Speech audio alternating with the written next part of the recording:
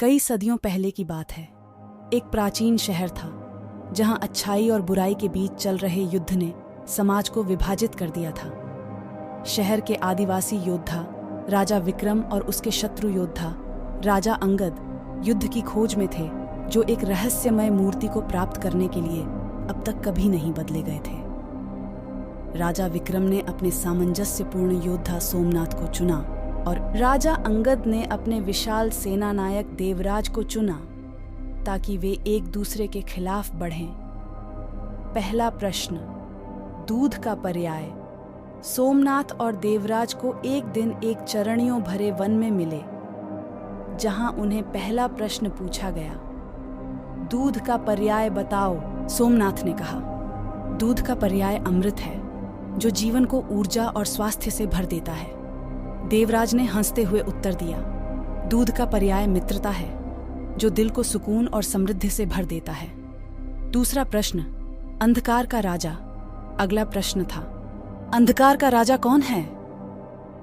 सोमनाथ ने कहा, क्रूरता और अंधकार का राजा राजा अंगद है, जो अपने लोगों को उत्पीड़ित करता है। देवराज ने मुस्कुराते हुए कहा, अंधकार का राजा मोह और अज्ञान है, जो लोगों को सच्चे मार्ग से हटाता है। तीसरा प्रश्न, अद्वितीय मूर्ति का स्वरूप। आखिरी प्रश्न में राजा विक्रम ने पूछा, अद्वितीय मूर्ति का स्वरूप कैसा है और इसे प्राप्त करने का तरीका क्या है? सोमनाथ और देवराज ने एक साथ कहा, अद्वितीय मूर्ति वह है जो अच्छाई और बुराई का संतुलन बनाए रखता है, और इसे प्राप्त करने का तरीका सत्य, सहजता और प्रेम में निहित है। एक अद्वितीय साथी। यह जवाब सुनकर राजा विक्रम ने दोनों योद्धाओं को साथी बनाने का निर्णय लिया और उन्होंने मिलकर एक संगीत संग्रहालय में स्थापित की एक दिव्य मूर्ति को प्राप्त किया।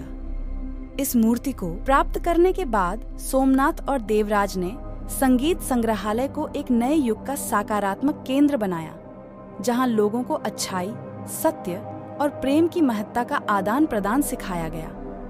उनका साथी बनने के बाद वे एक दूसरे के शहरों की सुरक्षा के लिए मिलकर काम करने लगे। एक दिन एक दुश्मन सेना ने शहर को घेर लिया और यह योद्धाओं के लिए एक और महत्वपूर्ण परीक्षण का समय बन गया।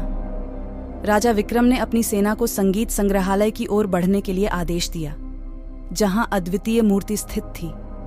आखिरी परीक्षण, दया और समर्थन। सेना ने संगीत संग्रहालय के सामने पहुंचते ही राजा अंगद की आंखों में कुछ बदल गया। सोमनाथ और देवराज ने उससे पूछा, तुम्हारी सेना क्यों रुक गई है?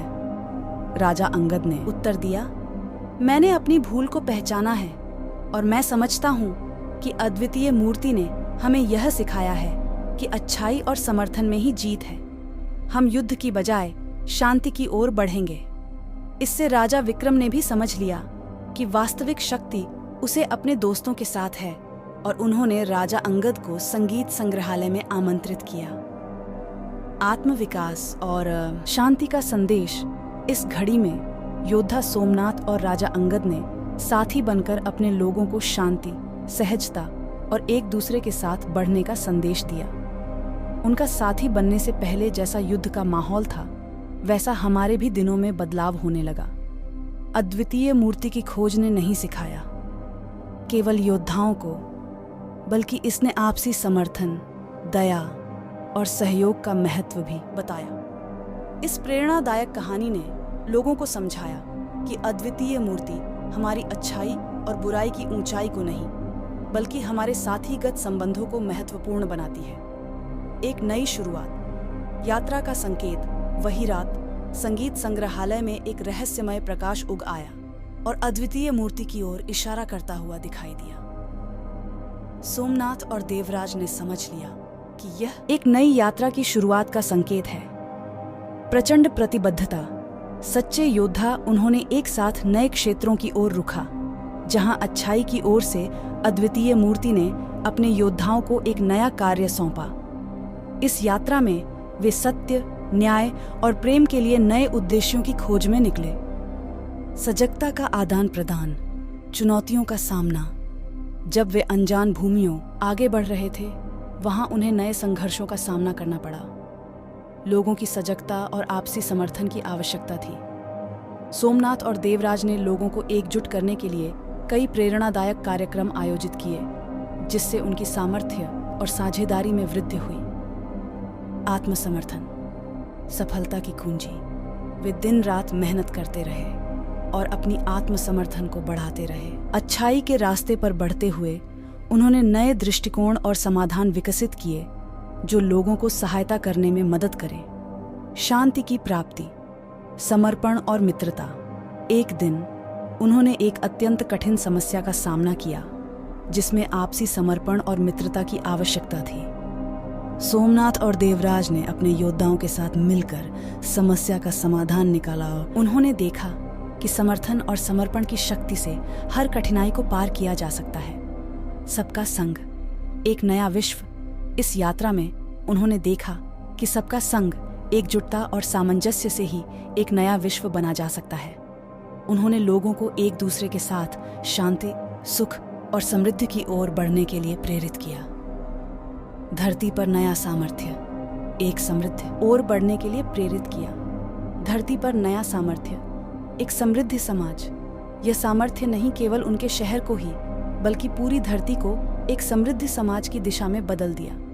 लोगों ने सीखा कि आत्मनिर्भरता, समर्थन और साथीगत संबंधों में ही सबका समृद्ध है। सफलता का सूत्र, योजना और कर्म।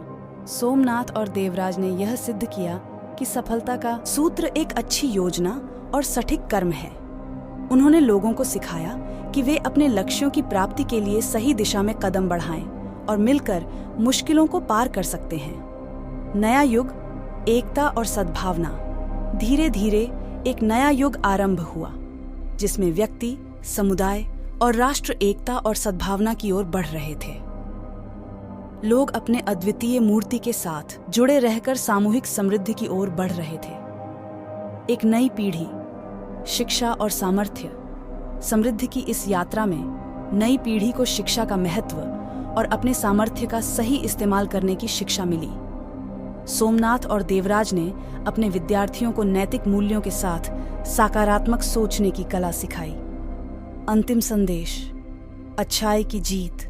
इस पूरी कहानी में अच्छाई की शक्ति ने हमेशा जीत हासिल की। अद्वितीय मूर्ति ने दिखाया कि अच्छा हमेशा बुरे के सामने अग्रणी होता है और यह एक समृद्ध युग की शुरुआत कर सकता है। सोमनाथ और देवराज ने अपने साथी बनने के बाद एक ऐसे समृद्ध समाज की नींव रखी जो शांति, सहजता और प्रेम से भरा हुआ है। इसका संदेश यह है कि यदि हम एक दूसरे के साथ मिलकर काम करें और अच्छा करें, तो हम सभी एक समृद्धि और समृद्धि की दिशा में बढ़ सकते हैं।